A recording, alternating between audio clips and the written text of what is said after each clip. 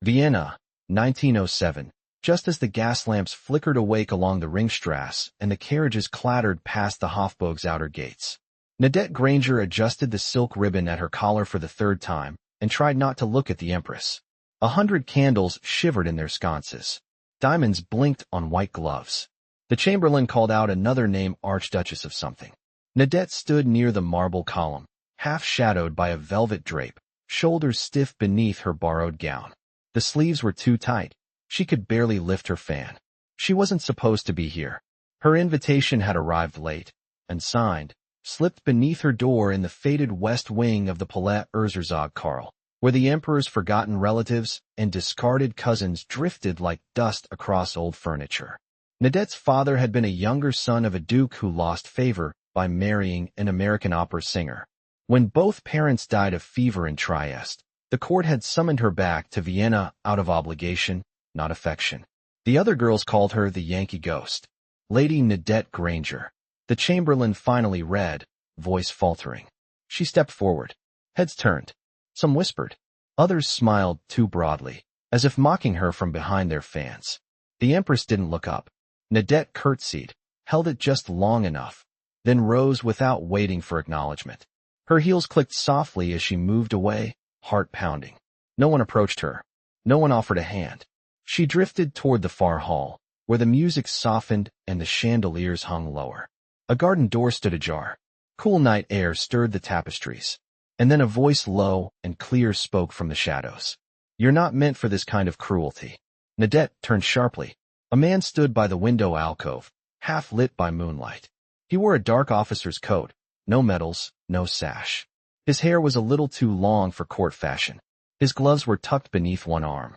She didn't recognize him, though something about his stillness pulled at her. You were watching, she said. I was listening, he replied. To what? The silence that followed your name. She stepped closer, curiosity edging out caution. You shouldn't say such things. Not here. His mouth twitched a ghost of something almost kind. Then follow me somewhere we can speak plainly. She hesitated. The waltz swelled behind them, golden, relentless. Why? She asked. Because you look like you haven't exhaled in 10 years. That made her blink. The air between them shifted. He slipped through the garden door. She followed. They stepped into the hedge maze. The court lights blurred behind them. Roses climbed the stone walls. The gravel crunched underfoot. I don't even know your name, she said. I don't give it freely. You expect me to walk through hedges with a stranger? I'm hardly a stranger. I know you're Nadette Granger, daughter of a scandal and a songbird. You speak French like a native and ride better than most cavalrymen. She stopped. Who are you? He paused beneath an arch of ivy. Quillan Westmore. She frowned. There's no Westmore in the Imperial Guard roster. I never said I was on it. Then who? He turned, and for the first time, she saw the signet ring on his hand. The rose and sword crest. The mark of the lost Corinthian line thought extinct after the uprising of 1894. Nadette's breath hitched. You're not dead, he said simply. Not yet. Quillan Westmore, the hidden king, the last living descendant of the rebel prince who'd nearly torn Austria apart 13 years ago. You should be in chains, she whispered. I was. For 7 years. Why come back now? Because the court has grown soft. Because the people are hungry. Because someone must be seen. And you think I'll help you? He looked at her, then really looked, and something in his eyes made her chest tighten. No, he said. I think you'll understand. She didn't sleep that night. The next morning, a note appeared on her breakfast tray, tucked beneath the spoon. The handwriting was sharp, deliberate. Third corridor past the tapestry. Noon. Come alone. She went. The hallway was deserted save for a single uniformed guard at the far end. She slid behind the tapestry a faded scene of St. Leopold and found a hidden staircase winding downward. Quillan waited in a stone alcove deep in the old armory wing. Dust and rusted halberds. But his coat was clean, his boots polished. He handed her a small parcel wrapped in velvet. What is it? She asked. A letter. Written by your father. To mine. She opened it with trembling fingers. The seal was real. The words inside were clear. They'd been allies. Her father had helped the Corinthian resistance, then hidden the truth to protect Nadette. The court had never known. He died for this? She asked hoarsely. Yes. And you think I'll what? Take up his cause. Quillan stepped forward. I think you've been exiled in plain sight. I think your blood has never mattered to them any more than mine did." She looked up at him, the weight of it pressing into her ribs. "I don't want a throne." "Good. I don't need one. I need someone who sees clearly." She met his eyes. "What happens now?" "We train. We plan. And we stay quiet. Until we're ready." She hesitated. Then, slowly, she reached out and touched the edge of his coat sleeve. "I'll help you," she said. "But if you lie to me."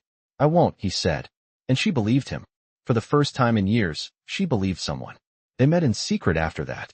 In the hunting stables, beneath the old library, between the disused walls of the chapel. He taught her code phrases, maps, the movements of the imperial guards. She taught him court customs, how to hold a wineglass like an archduke, how to dance without revealing a limp. Their hands brushed often. Once, in a thunderstorm, they shared the same cloak beneath the cloister arches. She felt his breath on her cheek, but he didn't kiss her. Not yet. Then, one night, she found a dagger tucked beneath her pillow. A warning. She ran for Quillan. "There's a traitor," she said, breathless. "Someone knows." He didn't hesitate. "We duel at dawn," he said. "What? Who?" "Colonel Ehrlich. He's loyal to the Empress, and he's seen me." Her fingers caught his arm. "You'll be executed." "Not if I win." "You might die." His eyes softened. "And leave you here?" "Never." That was the moment it changed. She leaned in. He held his breath. And she kissed him. It was quick, fierce, and full of everything they'd not said. "You come back to me," she whispered. "I swear it." The duel took place in the Imperial Hunting Preserve at first light, where frost silvered the grass, and the air held the silence of expectation. Nadette stood behind a copse of yew trees, her hands hidden in a pair of deerskin gloves that weren't hers. The mist clung to her hem. She hadn't spoken since they'd crossed the palace boundary on foot, hours before the guards changed shift. Quillan stripped off his coat without ceremony. The other man, Colonel Ehrlich, waited with his blade already drawn, his expression unreadable beneath the brim of his hat. 2 seconds stood by, one from each side, not court officials, but men whose silence could be counted on. There were no words exchanged. The swords were old, ceremonial cavalry sabers, not meant for duels, but sharp enough to kill. Nadette's mouth was dry as the blades clashed once, then again. Ehrlich moved with precision, controlled, as if trained by the same tutors who taught the Emperor's sons. Quillan's style was rawer, forged in harsher places. He pivoted low, used ground and weight to his advantage. A cut opened on his opponent's sleeve, then another near his collarbone. When it ended, Ehrlich lay in the grass, blood darkening his waistcoat. Quillan turned to Nadette. "He'll live. His pride won't." She nodded, unable to speak. They left the body to the seconds and disappeared into the birchwood. No footprints followed. By the time they reached the gardener's shed behind the Schönbrunn greenhouses, the sun was lifting above the hills. He leaned against the wall, sweat cooling on his brow. "You didn't ask me to stop," he said. "You didn't give me time." "I would've." "I know." She knelt beside the rain barrel and soaked her handkerchief. "You're bleeding." "It's nothing." She pressed the cloth to a shallow cut on his ribs. He winced, but didn't move. "I've never seen you like that," she said. "You've never seen me threatened. Will they come after you for this?" "Not if we move faster than they can." He watched her as she rinsed the cloth again, her movements steady, deliberate. "You should leave Vienna," he said. "Go to Brno. My allies can shelter you there." "I'm not leaving. They'll look for you too." "Let them." The rain barrel overflowed slightly from last night's storm. She watched the ripples spread. "I've never belonged here," she said. "But near you, I feel. Not unseen." He didn't answer, but his hand found her wrist, gently turning her palm upward. "Nadette," he said, her name rough in his throat. "What I'm building, it's not a safe life." "I don't want safety," she said. "I want meaning." He stepped closer. She didn't move back. Inside the shed, the scent of peat and rose-pruned branches lingered. Dust motes turned in a shaft of light. He cupped her face with a hand still damp from the rain. She reached for him at the same moment. The kiss was unhurried, shaped by all the unsaid things that lived beneath their silences. When they parted, her breath stayed close to his skin. "Tell me what comes next," she said. "We gather the loyal," he replied. "There are others, officers, merchants, professors who remember the old ways. They're waiting for a sign." "Then I'll give them one," she said. He shook his head. "Your name is still noble. You're more useful quiet. My name is dust in their mouths. Let it be fire instead. He studied her, not with doubt, but with a solemnity that felt like reverence.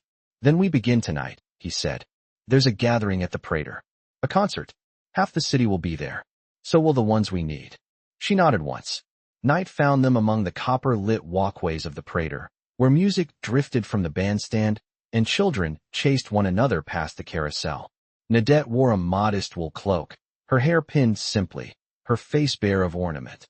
She looked like a governess or a physician's daughter. Quillan moved through the crowd like someone born to shadows. He touched shoulders, exchanged murmured greetings, passed folded slips of paper into gloved hands. She watched him speak to a newspaper vendor, a violinist, a woman tending a roasted chestnut cart. Each nodded once, then disappeared into the crowd. When he returned to her side, she offered him roasted almonds wrapped in waxed paper. You're not what I expected, she said. He took one, smiling faintly. What did you expect? Anger? Or ambition? Or arrogance? You'll find none of those in me. What will I find? Resolve. And something I hadn't hoped to find again. He looked at her full then, not as an ally, not as a conspirator, but as a man who had seen too much loss and was learning the shape of hope again. She reached for his hand. Not in secret, not hidden. He didn't let go. The frost had melted by noon, leaving the cobblestones slick and shining beneath the wheels of carriages outside the University of Vienna. Nadette stepped down from the back entrance, her boots quiet on the limestone stair. She carried no parasol, no companion. Only a satchel of papers tucked beneath her arm, their corners still warm from Quillan's hands. Inside the lecture hall, Professor Clemens Riedel was finishing his speech on constitutional reform. His beard quivered as he gestured toward a hand-drawn chart pinned on the wall behind him. The room was crowded with students and clerks, but a space had been left open at the back near the column where she was to stand. Quillan had told her the professor would recognize the name written on the folded page in her satchel and offer his help quietly, without question. But he hadn't told her how it would feel to stand here, alone and unescorted, in a room where women were looked at like interruptions. You'll speak to him after, whispered a voice near her shoulder. She turned only slightly. Quillan wore a student's coat and spectacles, his hair combed back. He looked impossibly young like this, but his gaze was steady. I thought you were waiting outside, she murmured. I thought you might need a witness. I'm not afraid. You are. But you're still here. Professor Riedel finished his talk to scattered applause and began folding his notes. Nadette moved forward before the others could crowd the front. She passed him the paper. His eyes flicked over the name, then up to her face. He nodded once and said, Come tomorrow, 6 o'clock. I'll have what you need.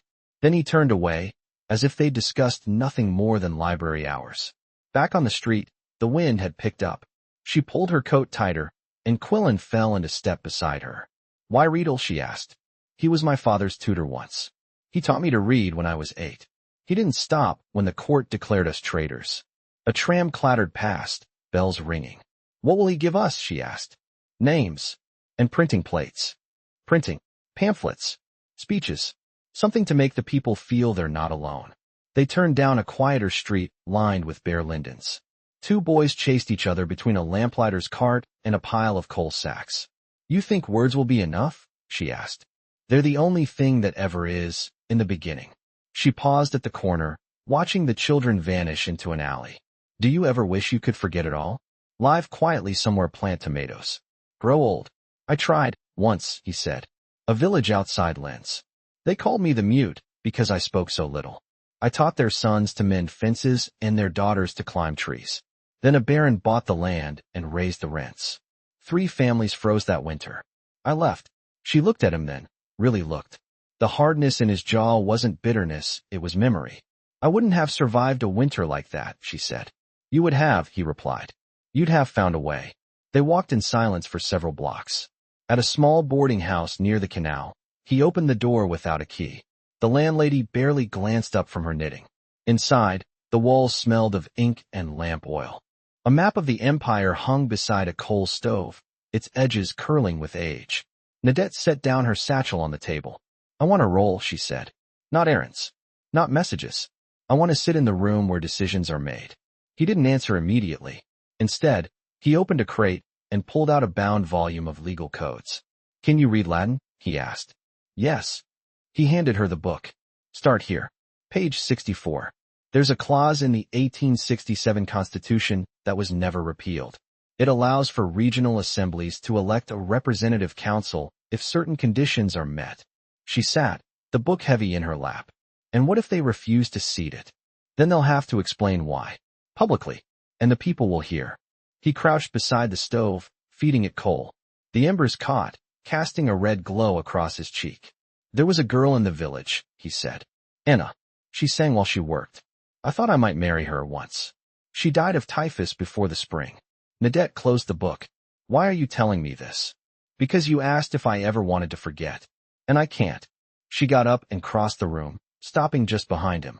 "Neither can I," she said quietly. "But I want to build something that makes remembering worth it." He straightened slowly. They stood close, the heat from the stove warming the space between them. "Is this love?" she asked, not coyly, not softly, but like someone asking for truth. "No," he said. "Not yet. But it's the road to it." Her hands found his, calloused and ink-stained and real. "I'll walk it with you," she said. And he didn't let go. The rotunda of the Hofbibliothek was silent save for the faint turning of pages and the distant echo of boots on marble. Nadette sat at a long table beneath the painted dome, her gloves folded beside a stack of parliamentary records. A single lamp burned low beside her, casting a narrow pool of light across the inked columns. She'd been reading for hours. Across from her, Quillan leaned forward, elbows on the table, eyes following the same line she had just finished. His coat had been exchanged for a plain scholar's jacket, and his hair had been trimmed since the last time she'd seen him without his cap. The disguise made him look like any other young noble researching a dissertation, but his focus hadn't wavered once. "Look at this," she whispered, sliding the page toward him. They diverted rural tax levies through a shadow account in Tyrol. Twice. Same names. Same signatures. He studied the margins. The emperor's personal steward signed off. "That's not a minor clerk," she said. "That's the man who controls the food stipends for half the southern provinces. This is enough to call into question the legitimacy of the entire fiscal board." She flexed her fingers. Her ink had smudged along her wrist. "If we print this," she said, "they'll shut the presses before the pages dry." "Not if we distribute it in the East first," he replied. "In the towns where the rail strikes began. If the students get it into the seminaries, and the priests to the farmers. The court will call it sedition." He met her eyes. "Then let them name what they've long ignored." She didn't speak for a moment. The scent of dust and vellum filled the gap between them. Somewhere behind the shelves, a librarian cleared his throat. He reached across the table and laid his hand over hers. "You never hesitate," she said. "I do. But I do it quietly." She watched the way his thumb settled just below the knuckle of her index finger, a small touch that felt steadier than any vow. "Will you come with me to Chopron?" he asked. She blinked. "That's 2 days by rail. There's a congress of landowners meeting there next week. Half are loyalists. The other half are waiting for someone to tip the scale. I'm not a speaker. You're a presence. One they don't expect." She considered. "Would I be allowed in?" "Not officially. But I've arranged a private supper. You'll listen. Ask questions. Let them see you're not what the court paints you to be." She nodded slowly. "When do we leave?" "Tomorrow morning. I've secured compartments under borrowed names." She closed the ledger and stood. The hem of her skirt brushed his boot. His gaze lingered on her face, but he didn't move. "Tell me something true," she said, voice low. "I haven't thought about vengeance since the night you kissed me." She didn't answer. Instead, she reached for her gloves, then paused. "I want to believe this ends in peace," she said. "It will. But not before it ends in reckoning." They left through the side gallery, past the portrait of Empress Maria Theresa. Her painted eyes followed them into the corridor. That evening, Nadette packed only what she could carry. A cloak, a second pair of shoes, and the small brooch her mother had once fastened at the base of her throat before concerts. She hadn't worn it in years. Outside the station at dawn, Quillan stood beside a battered valise, the steam from the engine curling around his boots. He wore no ring, no crest, no mark of who he was. Only the slight lift of his brow when he saw her approach. "You're early," he said. "So are you." "I couldn't sleep." Neither could I. They boarded without speaking again. Their compartment was plain, lined in green velvet with a window that rattled faintly whenever the train shifted. She took the seat across from him and rested her hands in her lap. "Do you ever miss solitude?" she asked once the train began to move. "I thought it protected me. Now I think it only kept me from living." She turned her face toward the window. Beyond the glass, the Danube ran silver through the countryside, and the frost hadn't yet left the fields. Crows circled above the bare trees. "You're not what I thought you'd be," she said. "What did you think? That you'd be harder, more certain, less careful. And now I think you're dangerous in a way that gives me courage." He leaned forward, elbows on his knees. "And you," he said, "are not the ghost they whispered about. You're the flame they feared would catch." She smiled, not with pride, but with something gentler, recognition. The train whistled. The hills of western Hungary rose ahead. She didn't know which of the men at the Congress would listen, or how many would walk away unmoved. But she knew the man across from her would not falter. And she knew she would not let him walk this road alone. She reached across the narrow table and laced her fingers with his. They traveled on, two names no longer borrowed, two selves no longer hidden.